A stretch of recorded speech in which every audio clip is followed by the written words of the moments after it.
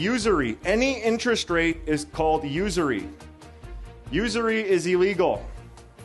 So in Christian nations, lending money for an interest rate was illegal. So because it was illegal for the Christians, who did the lending?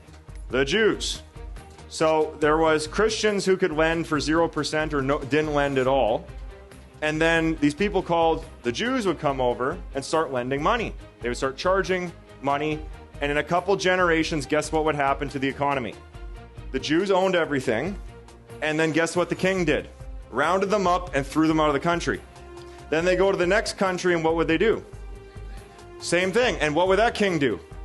Round them up, kick them out of the country. This went on for thousands of years. This is why the Jews in history have had no country. Because the king would have, they would say no usury, no money lending, and they would start the money lending, they would start the central bank to compete with the king would kick them out. They go to the next country, do it again. So this has happened over and over and over again because this quote right here from Napoleon, he would show the compound interest tables, and he said in a very short amount of time, compound interest would eat up every piece of property in France. In fact, I'm going to show you how powerful compound interest is. It's a very scary thing, and there's a reason why it was illegal. Illegal in the Christian nations and the Christian philosophy, because it would literally enslave people.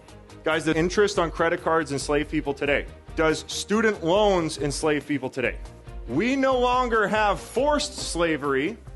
We have debt slavery now. It is no longer forced slavery. There's not a massa with a whip whipping you anymore to pick cotton or something like that, or build wallets or whatever you're doing, build boats, all sorts of slavery. We now have debt slavery, where somebody prints money and you now have to pay the money back plus interest. Okay, so Pareto's principle. In Italy, an economist named Pareto noticed that 80% of the land was owned by 20% of the families. The start of modern banking was in Italy. You had the Jewish population there, and they would exchange gold for notes. And in Italy, you had the Pareto principle, where 80% of the land was owned by 20% of the people. Who's heard of the 80-20 rule before? That's from Italy. And I want you to write this formula down. Time times compound interest equals power. And today, when you guys are investing in your game, we're going to be doing 30 years of investing over 3 days.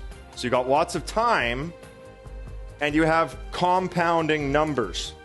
So when you compound numbers over time, that becomes extremely powerful.